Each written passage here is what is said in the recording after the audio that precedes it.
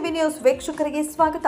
ಚಿನ್ನದ ಅಂಗಡಿಗೆ ಕನ್ನ ಹಾಕಿ ಬೆಳ್ಳಿ ಸಾಮಗ್ರಿಗಳನ್ನು ದೋಚಿದ್ದ ಕಳ್ಳನನ್ನ ಬಂಧಿಸಿದ ನಗರ ಠಾಣೆಯ ಪೊಲೀಸರು.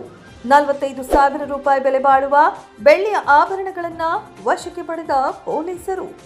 ಚಿಂತಾಮಣಿ ನಗರದ ಆಜಾದ್ ಚೌಕ್ನಲ್ಲಿ ಫೆಬ್ರವರಿ 9ರಂದು ರಾತ್ರಿ ಚಿನ್ನದ ಅಂಗಡಿಯೊಂದರ ಬಾಗಿಲಿನ ಬೀಗಗಳನ್ನು ಮುರಿದು ಒಳನುಗ್ಗಿ ಕಳ್ಳತನ ಮಾಡಿದ್ದ ಆರೋಪಿಯನ್ನ ಪೊಲೀಸರು 10 ದಿನಗಳಲ್ಲಿ ಪತ್ತೆ ಮಾಡಿ ಬಂಧಿಸಿದ್ದಾರೆ. ನಗರದ 25ನೇ ವಾರ್ಡ್ನ NNT ರಸ್ತೆಯ ಕೂಲಿ ಕೆಲಸ ಮಾಡುವ ಅರವಿಂದ್ ಕುಮಾರ್ ಬಂಧಿತ ಆರೋಪಿ. ಆರೋಪಿಯಿಂದ 45,200 ರೂಪಾಯಿ ಬೆಲೆ ಬಾಳುವ ಬೆಳ್ಳಿಯ ಆಭರಣಗಳನ್ನು ವಶಪಡಿಸಿಕೊಳ್ಳಲಾಗಿದೆ. ಮಾಲ್ ಸಮೇತ ಆರೋಪಿಯನ್ನ ಪತ್ತೆ ಮಾಡುವಲ್ಲಿ ಪೊಲೀಸರು ಯಶಸ್ವಿಯಾಗಿದ್ದಾರೆ. ಕಳ್ಳರು ಅಂಗಡಿಯ ಬೀಗ ಮುರಿದು ಬಾಗಿಲಿನ ಶಟರ್ ಮೀಟಿ ಒಳಕ್ಕೆ ಹೋಗಿ ಸುಮಾರು 45,200 ರೂಪಾಯಿ ಬೆಲೆ ಬಾಳುವ ಬೆಳ್ಳಿಯ ಆಭರಣಗಳು ಕಳ್ಳತನವಾಗಿದೆ.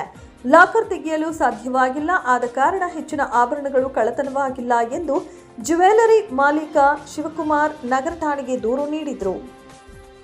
ಉಪವಿಭಾಗದ ಡಿವೈಎಸ್ಪಿ ಮುರಳೀಧರ ಮಾರ್ಗದರ್ಶನದಲ್ಲಿ ನಗರ ಪೊಲೀಸ್ ಠಾಣೆಯ ಇನ್ಸ್ಪೆಕ್ಟರ್ ವಿಜಯಕುಮಾರ್ ನೇತೃತ್ವದಲ್ಲಿ ತನಿಖೆಯನ್ನ ಕೈಗೊಂಡು ಪತ್ತೆ ಕಾರ್ಯಕ್ಕೆ ಸಿಬ್ಬಂದಿಯವರನ್ನೊಳಗೊಂಡ ವಿಶೇಷ ತಂಡವನ್ನ ರಚನೆ ಮಾಡಲಾಗಿತ್ತು.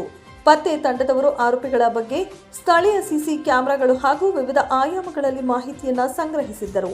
ಚಿನ್ನದ ಅಂಗಡಿಯ ಒಳನುಗ್ಗಿದ್ರೂ ಹೆಚ್ಚಿನ ಕಳ್ಳತನ ಆಗದಿರುವುದು ಸ್ಥಳೀಯರ ಕೆಲಸ ಎಂಬ ತೀರ್ಮಾನಕ್ಕೆ ಬಂದ ನಂತರ ವೈಜ್ಞಾನಿಕವಾಗಿ ವಿಶ್ಲೇಷಣೆ ಮಾಡಿ ಆರೋಪಿಯನ್ನ ಗುರುವಾರ ಬಂಧಿಸಿದ್ದಾರೆ.